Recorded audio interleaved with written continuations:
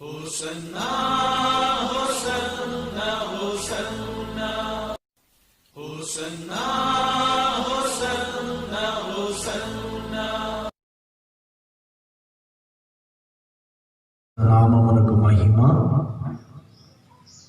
కుడి వచ్చి మీ అందరికీ యేసుక్రీస్తు నామమున హృదయపూర్వకమైన శుభాభివందనాలు. హల్లెలూయా. ప్రభు మనను దీవించును గాక. ఈ ఉదయకాల సమయమున ప్రభు మనతో మాట్లాడును గాక. ఈ లోకములో మనం చూసినట్లయితే అనేకులు అనేక ఆశలతో బ్రతుకుతూ ఉంటారు. లోకములో దేవుని బిడ్డలారా, కొందరి ఆశ ధనమును సంపాదించాలనే ఒక ఆశ ఉంటుంది. మరికొందరి ఆశ పేరు ప్రఖ్యాతలు సంపాదించాలనే ఆశ కలిగి ఉంటారు. మరికొందరి యొక్క ఆశ భవనాలను నిర్మించాలనే ఆశ, పొలములను సంపాదించాలనే ఆశ. మరికొందరికి కుటుంబంలో వారి పిల్లలకు మంచి ఉద్యోగాలు రావాలనే ఆశ. మరికొందరికి మంచి చదువులో మంచి మెరిట్ మార్క్స్ రావాలనే ఆశ కలిగి ఉంటారు. మరికొందరు దేవుని బిడ్డలారా, కుటుంబములలో మంచి వివాహ సంబంధాలు మా పిల్లలకు జరగాలనే ఆశ కలిగి బ్రతుకుతారు. ఇది లోకము. దేవుని యొక్క సన్నిధానంలో యేసుక్రీస్తు రక్తములో కడగబడి మారు మనసు పొంది బాప్తిస్మమును పొందిన సంఘ సహవాసం కలిగిన దేవుని ప్రజలు ఏ ఆశతో వారు బ్రతకాలి, ఏ కోరికతో బ్రతకాలి, ఏ ఉద్దేశంతో బ్రతకాలి, ఏ తపనతో బ్రతకాలంటే పరిశుద్ధ గ్రంథములో మనం చూసినట్లయితే బహువృద్ధుడైన సిమెయోను కూడా దేవుని సన్నిధానంలో ఒక ఆశతో బ్రతుకుతున్నాడు, ఒక వాంఛతో బ్రతుకుతున్నాడు. ఆయన ఆశ, ఆయన తృష్ణ, ఆయన కోరిక, సిమెయోనుకు ఒక కోరిక మెస్సయ్యను చూడాలని ఆశ, మెస్సయ్యను చూడాలని వాంఛ,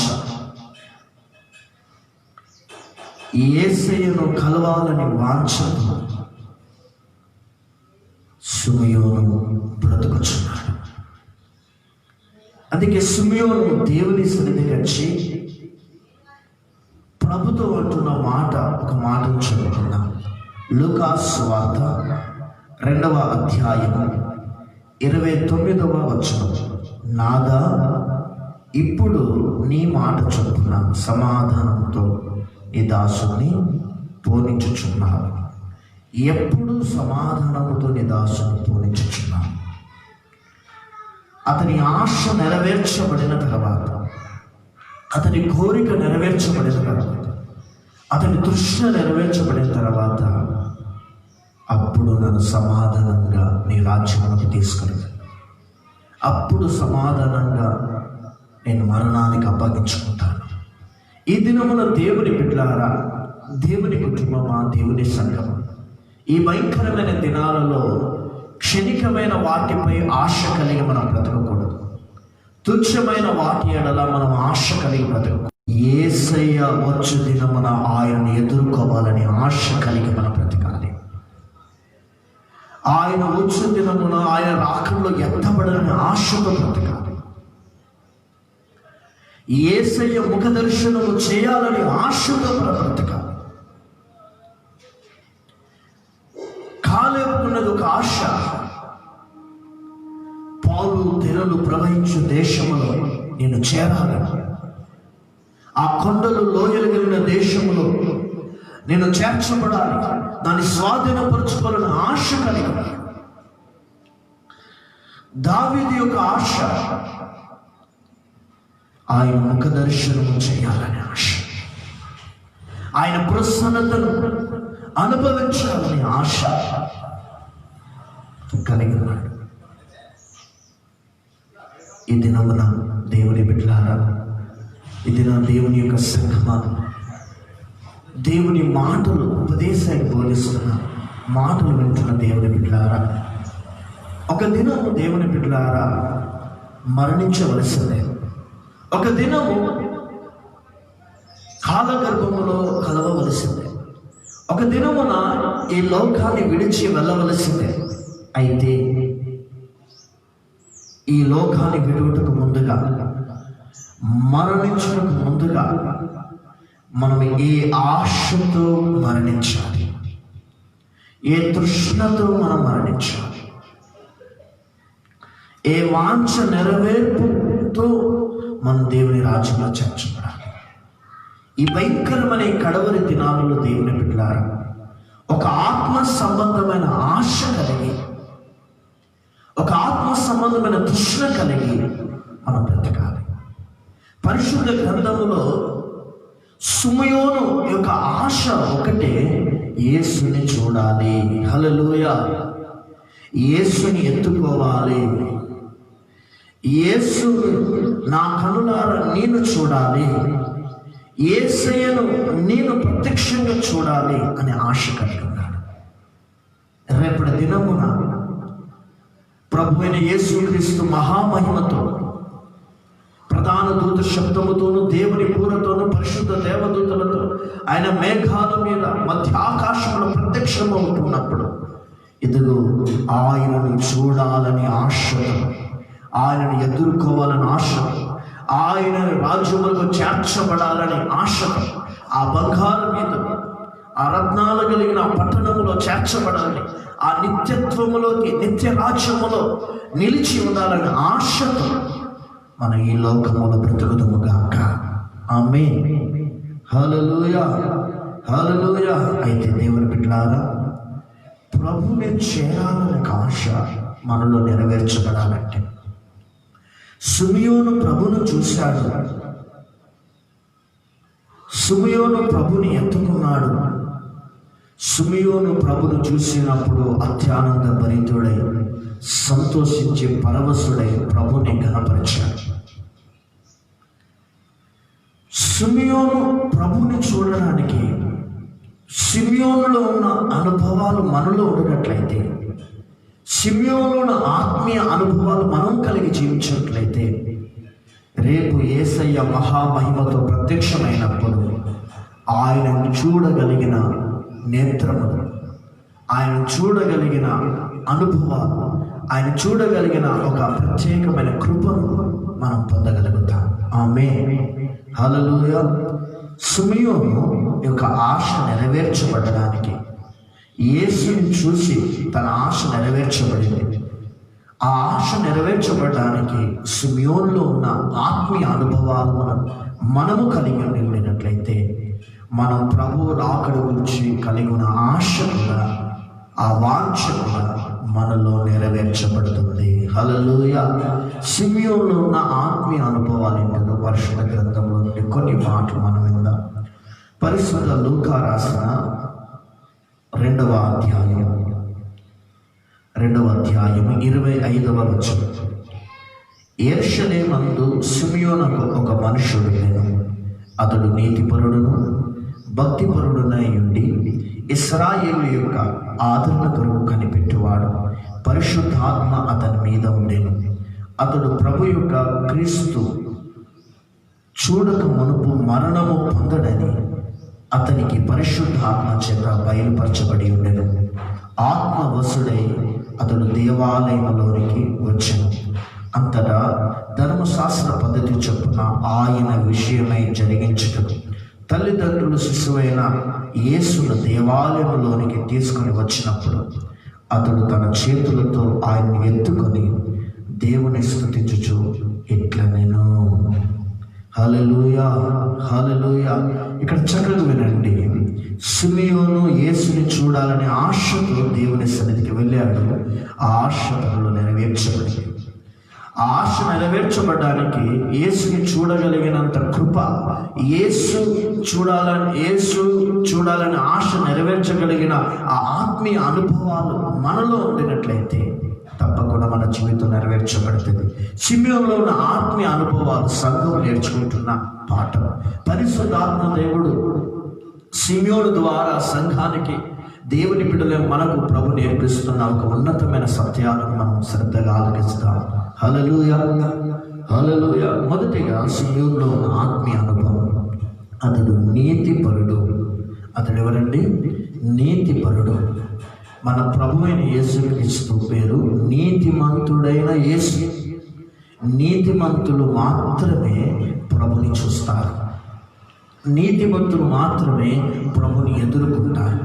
నీతిమంతులు మాత్రమే దేవుని రాజ్యంలో చేర్చబడతారు. దేవుని బిడ్డలారా, ఒక వ్యక్తి నీతిమంతుడు ఎలా మార్చబడుతున్నాడు? 3 విషయాలు దేవుని బిడ్డలారా. మొట్టమొదటిగా మనం చదువుదాం దేవుని వాక్య గ్రంథంలో నుండి. రోమా పత్రిక 3వ అధ్యాయము 24వ వచనం. కాబట్టి నమ్మవారు ఆయన కృపచేతనే క్రీస్తు యేసు నందలి విమోచనం ద్వారా ఉచితముగా నీతిమంతులుగా తీర్చబడుచున్నారు. మొదటిగా దేవుని కృపచేత మనం నీతిమంతులుగా మార్చబడతాం. దేవుని కృపచేత మనం రక్షించబడ్డప్పుడు, దేవుని కృపచేత మనం విమోచింపబడి ఉన్నప్పుడు మనం నీతిమంతులుగా మనం మార్చబడుచున్నాం. అనగా యేసుక్రీస్తు రక్తము చేత ఎవరి పాపములు కడగబడతాయో, యేసుక్రీస్తు రక్తము చేత ఎవరి పాపములు శుద్ధి చేయబడతాయో వారు దేవుని దృష్టిలో నీతిమంతులుగా మార్చబడతారు. రెండవదిగా తండ్రి యొక్కయు కుమారుని యొక్కయు పరిశుద్ధాత్మ యొక్క నామమున వాక్యానుసారముగా బాప్తిస్మము పొందిన తర్వాత వారు నీతిమంతులుగా తీర్చబడతారు. వారు నీతిమంతులుగా మార్చబడతారు. మూడవదిగా మనం దేవుని వాక్య గ్రంథములో నుండి మనము చూద్దాము. కొరింథీయులకు రాసిన మొదటి పత్రిక 6వ అధ్యాయము 11వ వచనం చివరి మాటను చదువుతాను. క్రీస్తు నామమున మన దేవుని ఆత్మ యందు మీరు కడగబడి పరిశుద్ధపరచబడిన వారై నీతిమంతులుగా తీర్చబడతారు. మూడవదిగా ఏంటంటే దేవుని ఆత్మ చేత కడగబడినప్పుడు మనం నీతిమంతులుగా మనం మార్చబడతాం. ఈ దినమున దేవుని యొక్క సంఘమా, దేవుని యొక్క కుటుంబమా, ఒక వ్యక్తి నీతిమంతుడికి ఎలా మార్చబడతాడంటే యేసుక్రీస్తు రక్తములో కడగబడినప్పుడు. యేసు నా పాపములు కడుగుతున్నాయి, యేసు నా పాపములను శుద్ధి చేస్తున్నాడు విశ్వాసం కలిగినప్పుడు నీతిమంతులుగా మార్చబడతాడు. రెండోది దేవుని సన్నిధానంలో ఆయన ఆత్మకు లోబడి నమ్మి బాప్తిస్మం పొందినప్పుడు అతడు నీతిమంతుడిగా మార్చబడతాడు. మూడవదిగా పరిశుద్ధ ఆత్మ చేత నింపబడి పరిశుద్ధ ఆత్మ చేత తన పాపములను కడుక్కున్నప్పుడు, పరిశుద్ధ ఆత్మ చేత అతడు పరిశుద్ధపరచబడినప్పుడు నీతిమంతుడిగా మార్చబడతాడు. ఈ నీతిమంతులు ప్రభు రాకడలో ఎత్తబడతారు. ఈ నీతిమంతుల యొక్క ఆత్మీయ ఆశ నెరవేర్చబడతాయి. అందుకే దేవుని బిడ్డలారా, బైబిల్ ఈ లోకములు కూడా నీతిమంతులు ఉన్నారు, కానీ ఈ లోక సంబంధమైన నీతి దేవుని యొక్క రాజ్యములో మనల్ని చేర్చాలి. ఎందుకంటే ఈ లోక సంబంధమైన నీతి దేవుని దృష్టికి మురికి గుడ్డ వంటిది. అందుకే మనం దైవ నీతిని కలిగి ఉండాలి. దేవుని నీతినటండి ఒక వస్త్రముగా ధరించుకోవాలి. దైవజనుడు పౌలు ఎఫెసు సంఘములకు రాస్తూ నీతి అను మైమర్పమును తొడుక్కొనుడి అని రాయబడింది. అంటే నీతిని నువ్వు ఎలా ధరించాలి, నీతిని ఎలా కలిగి ఉండాలంటే దేవుని బిడ్డలారా, ఒక వస్త్రములను నీ దేహములకు ఎలా ధరించుకుంటున్నావో ఆత్మ సంబంధముగా నువ్వు దేవుని ఎదురు నిలబడాలంటే నీతిని ఒక వస్త్రముగా మనం ధరించుకోవాలి. హల్లెలూయా. నీతిని ఒక వస్త్రముగా మనం ధరించుకున్నప్పుడే మన నీతిమంతులుగా మనం దేవుని ఎదుట మార్చబడతాం. ఒక దినం దేవుని పిల్లరా నీతిమంతులుగా మార్చబడ్డాను అయిపోయింది అని అనుకుంటే పరలోక రాజ్యం చేర్చబడదు. ప్రతి దినం నీతిలో ఎదుగుతూ ఉండాలి, నీతిలో ఎదుగుతూ ఉండాలి. నీతిలో పరిపూర్ణుడిగా మనం మార్చబడ్డప్పుడే రేపు దేవుని రాజ్యంలో మనం చేర్చబడగలుగుతాం. ఎందుకంటే పరిశుద్ధ గ్రంథంలో ప్రభు అంటున్నాడు, దేవుని బిడ్డలారా ఒక మాట చూద్దాం. మత్తయి సువార్త 5వ అధ్యాయం మత్తయి సువార్త 5వ అధ్యాయం 20వ వచనం, శాస్త్రుల నీతి కంటెను పరిసయ్యుల నీతి కంటెను మీ నీతి అధికము కాని యెడల మీరు పరలోక రాజ్యములో ప్రవేశింపరు అని అంటున్నాడు. అంటే దేవుని బిడ్డలారా, శాస్త్రుల నీతి కంటెను పరిసయ్యుల నీతి కంటెను మీ నీతి ఏం కావాలి? అధికం కావాలి. అంటే దేవుని బిడ్డలారా, భౌతిక సంబంధమైన నీతి కాదు, ఆత్మ సంబంధమైన నీతి, క్రియలతో కూడిన నీతిని మనం కలిగి ఉండాలి. శాస్త్రులు పరిసయ్యులు వారు ఆచరిస్తున్నారు, కానీ వారు ఆత్మానుసారంగా వాటిని అనుసరిస్తారు. దేవుని వాక్యాన్ని ఆత్మానుసారంగా అనుసరించాలి. పరలోక రాజ్యములు చేర్చబడి ఆ నిత్యత్వములు చేర్చబడే ఈ పరిశుద్ధ గ్రంథాన్ని, ఈ పవిత్రమైన లేఖనములను నీవు ఆత్మానుసారంగా అనుసరించాలి. అందుకంటాడు, నీవు పరిసయ్యుల నీతి కంటెను, నీవు సద్దుకైల నీతి కంటెను, ఇదిగో శాస్త్రుల నీతి కంటే నీ నీతి అధికము కాని యెడల పరలోక రాజ్యంలో ప్రవేశించడం. నువ్వు పరలోక రాజ్యంలో ప్రవేశించాలంటే క్రీస్తు యేసు అను నీతిని నువ్వు ధరించుకుందువు గాక. ఆమేన్. హల్లెలూయా, హల్లెలూయా. ఎందుకంటే దేవుని బిడ్డలారా, పరిశుద్ధ గ్రంథంలో మనం చూసినట్లయితే అబ్రహాము నీతిమంతుడుగా ఎంచబడెను అని రాయబడింది. ఇలా అతడు విశ్వాసమును బట్టి అబ్రహాము నీతిమంతుడుగా ఎంచబడ్డాను అని రాయబడింది. ఇంకొంచెం మనం లోతుకు వెళ్ళినట్లయితే భయంకరమైన దేవుని హృదయాన్ని సంతాపము కలగచేస్తూ దుఃఖము కలగచేస్తున్న దినములలో దేవుని దృష్టికి నోవాహు ఎలా కనబడి తెలుసండి? అతడు నీతిపరుడును అతడు నిందారహితుడునై ఉండెను అని రాయబడింది. అతడు నీతిమంతుడిగా జీవించాడు కాబట్టి జల ప్రళయములో నుండి తన కుటుంబాన్ని అతను రక్షించుకోగలిగినాడు, తన కుటుంబాన్ని కాపాడుకోగలిగినాడు. లోకమంతా భయంకరమైన పాపముల చేత, శాపము చేత, దేవుని దుఃఖము పెట్టే జీవితం, అక్రమములతో కూడిన జీవితం చేస్తున్నప్పుడు నోవా మాత్రం నీతిమంతుడిగా జీవిస్తున్నాడు. హల్లెలూయా, హల్లెలూయా. అందుకే దేవుని బిడ్డలారా, నీతిమంతులను దేవుడు కాపాడుతాడు. అందుకంటే నీతిమంతులు మరణకాలమందు వారికి ఆశ్రయము కలుగును అని రాయబడింది. నీతిమంతులకు మరణకాలమందు ఆశ్రయము కలుగు, నీతిమంతుల ప్రార్థన యెహోవా ఆలకించును అని రాయబడింది. అందుకే ఈ దినమున, ఈ భయంకరమైన ఈ కడవరి దినాలలో నీ నీతి నీ గట్టిగా పట్టుకున్నాను. నీతిమంతుడిగా జీవించడానికి తీర్మానం చేసుకో. దేవుని బిడ్డలారా, సొదొమ గొమొర్రా పట్టణములో లోతుంటున్నాడు, పాపముతో కూడిన లోకం ఆ యొక్క పట్టణములో జీవిస్తున్నాడు. కానీ అతడు పాపము లేనివాడిగా, పరిశుద్ధుడిగా, పవిత్రమైన జీవితముతో కూడిన జీవితం చేశాడు. కాబట్టి లోతు గురించి దైవజనుడైన పేతురుకు సాక్ష్యం ఇస్తున్నాడు, ఇతడు నీతిమంతుడైన లోతు. హల్లెలూయా. ఇది నా దేవుని బిడ్డలారా, నీతిమంతులుగా మనం జీవించడానికి మనం సిద్ధపడితే దేవుని యొక్క రాజ్యంలో చేర్చబడాలనే ఆశ నీ జీవితం నెరవేర్చబడుతుంది. ఆమేన్. రెండవదిగా సుమయోనులో మనం చూసినట్లయితే అతడు భక్తిపరుడు అని రాయబడింది. అతడు ఎవరండి? అతడు భక్తిపరుడు. ఎవరిని భక్తిపరుడు అంటున్నాడు? ఎలా బ్రతకాలి ఈ లోకంలో తెలుసా అండి?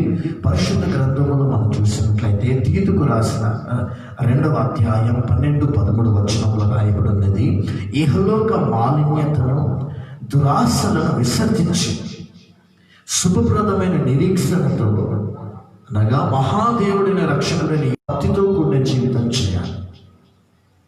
ఎందుకంటే దేవుని బిడ్డలారా, యెహోవా యందు భయభక్తులు గలవారు ఆయన త్రోవలు ఎందు వారు నడుచు వారందరూ ధన్యులు అని రాయబడింది. అంటే ఆయనకి ఇష్టలు ఎవరంటే ఆయన భక్తులే ఆయనకి ఇష్టలు. ఒక భక్తి కలిగిన జీవితం చేయాలి. కొర్నేలు అని ఒక వ్యక్తి దేవుని సన్నిధానంలో అతని గురించి సాక్ష్యం ఇవ్వబడింది. చదువుగా ఒక చక్కటి మాటను అపోస్తుల కార్యములు 10వ అధ్యాయము 1వ వచనం. ఇటలీ పటాలమనబడిన పటాలములో శతాధిపతి అయిన కొర్నేలు అను భక్తి పరుడొకడు కైసరిలో ఉండెను.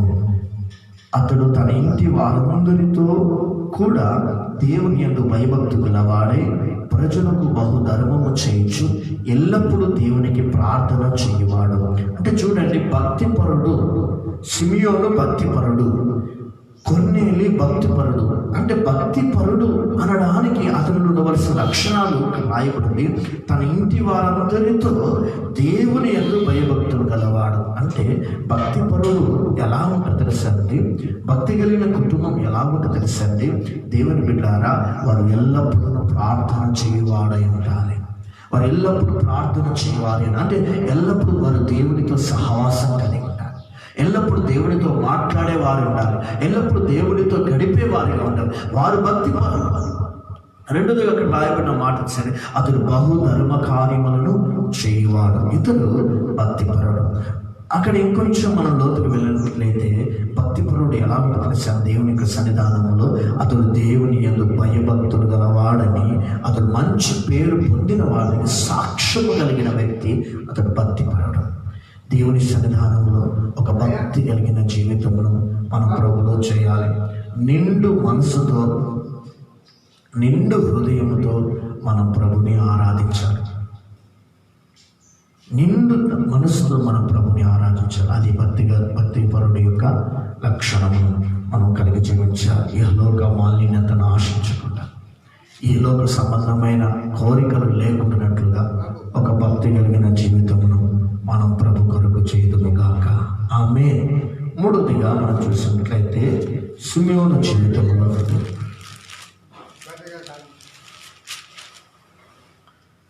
సిమెయోను జీవితంలో చూసినట్లయితే అతడు ఇశ్రాయేలుల యొక్క ఆదరణ కొరకు కనిపెట్టువాడు.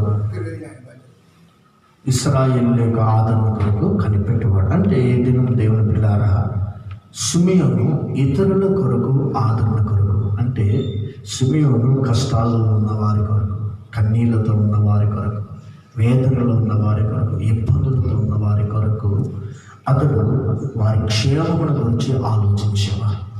వారి అవసరతల గురించి ఆలోచించేవాడు.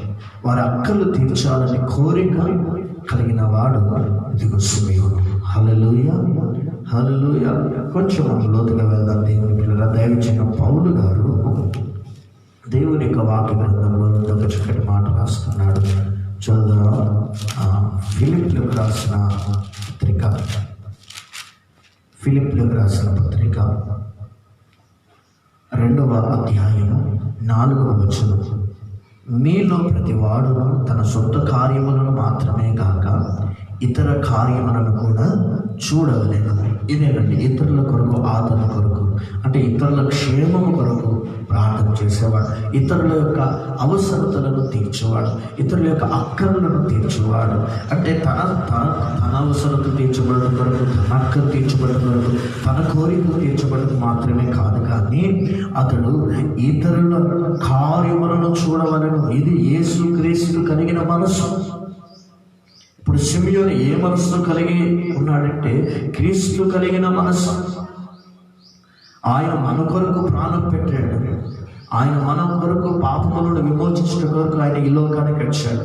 ఆయన మన కొరకు గాయపరచబడ్డాడు. ఆయన మన కొరకు దారిద్రుడు. ఆయన మన కొరకు సిలువలో మరణించాడు. ఆయన తన కొరకు ఏది చేయలేదు, మన కొరకు. అలాగనే యేసుక్రీస్తు రక్తముల కడగిన దేవుని బిడ్డలమైన మనము ఇతరుల కొరకు సేవ చేసే బిడ్డలుగా ఉండాలి. ఇతరుల రక్షణ కొరకు ప్రార్థన చేసేవారు ఉండాలి. ఇతరుల వ్యాధిగ్రస్తులతో బాధించబడుచున్న వారి కొరకు స్వస్థత కొరకు ప్రార్థన చేసేవారుగా ఉండాలి. ఇతరుల యొక్క కష్టాలలో ఉన్న వారి కొరకు, వారి కష్టాలు తీర్చడం కొరకు మనము తగినంత సహాయం చేసే బిడ్డలుగా మనం ఉండాలి. ఇతరుల కన్నీళ్లు తుడిచే బిడ్డలుగా ఉండాలి. ఇతరుల బాధలను సేద తీర్చే బిడ్డలుగా మనం ఉండాలి. ఇతరుల శ్రమలను మన శ్రమలుగా ఎంచుకొని వారికి సహాయం చేసే బిడ్డలుగా మనం ఉండాలి. దేవుని బిడ్డలారా, ఇదిగో దావీదు కష్టములో, సమస్యలలో ఉన్నప్పుడు అతని యొద్దకు ఇంచుమించు 400 మంది అప్పులు గలవారు, ఇబ్బందులు గలవారు, సమాధానం లేని వారు వచ్చినప్పుడు 400 మంది యొక్క సమస్యలను, ఇబ్బందులను ఇదిగో దావీదు తీర్చాడు. హల్లెలూయా. కేయిల వాసుల ధాన్యాన్ని ఫిలిస్తీన్లు శత్రువులు కొల్లగొట్టుకుని తీసుకుని వెళుతున్నప్పుడు ఇదిగో శత్రువుల చేతిలో నుండి కేయిల వాసుల యొక్క ధాన్యాన్ని కాపాడి వాడు దావీదు. హల్లెలూయా. ఇది మన ఇతరుల కొరకు, ఇతరుల క్షేమము కొరకు, ఇతరుల అవసరతల కొరకు ఇది నిజమైన భక్తి. ఇది నిజమైన ఆత్మీయత. ఇది మన స్వార్థం, ఏమి తిందుమా, ఏమి తాగుదామా, ఏమి ధరించుకుందామా అని కాకుండా వాక్యం సెలవిస్తుంది. యేసయ్య అన్నాడు, మీలో 2 అంగీ ఉండే నీడ ఒక అంగిని ఇతరులకు ఇవ్వండి. మీ దగ్గర 2 అనుభవాలు 2 ఉండినట్లయితే ఒకటే ఇతరులకు ఇవ్వండి. ఇది మనం నీవు ఎలా ఉంటున్నావు? దిక్కులేని వారిని, అనాథులను, బలహీనులను, పనికి రాని వారిని నీ వంతు నీవు సహాయం చేస్తున్నావా? నీ వంతు నీవు వారి కొరకు ప్రార్థన చేసి క్రియల రూపకంగా వారి అవసరతలను నీ వంతు నీవు తీర్చగలుగుతున్నావా? ఇది నమ్మున ఈ కడవరి దినాలలో చూడండి, మనం ఇక్కడ రైల్వే స్టేషన్ వైపు వెళ్ళినప్పుడు, బస్ స్టాప్లో వెళ్ళినప్పుడు, మన సూపర్ సెంటర్లకు వెళ్ళినప్పుడు ఎంతోమంది మరి అడుక్కుంటూ మనకు కనబడుతూ ఉంటారు. అలాంటి వారి కొరకు నీ వంతు నీవు కొంత దేవుని ఎడల సహాయం చేసిన వాడవై ఉండాలి. అప్పుడు వాక్యం సెలవిస్తుంది, బీదలకు అప్పించేవాడు అతడు యెహోవాకు అప్పించేవాడు అని రాయబడింది. నీవు ఇతరుల కొరకు ఆదరణ కొరకు కనపడితే, నువ్వు ఇతరులకు సహాయం చేసేవాడు ఉంటే దేవుడు నీకు సహాయం చేస్తాడు. ఆమేన్, హల్లెలూయా. 4వదిగా మనం చూసినట్లయితే పరిశుద్ధాత్మ అతని మీద ఉండేను అని రాయబడింది. ఏమున్నది అతని మీద?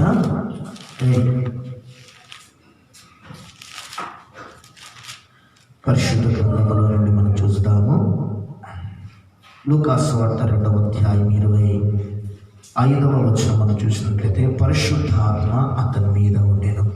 అంటే దేవుని బిడ్డలారా, దేవుని కుటుంబమా, ప్రభు సముఖంలో అతని ఆశ నెరవేర్చబడ్డానికి గల కారణం ఏంటంటే దేవుని బిడ్డలారా, పరిశుద్ధాత్మ అతని మీద ఉండేను. అతని మీద ఉండేను.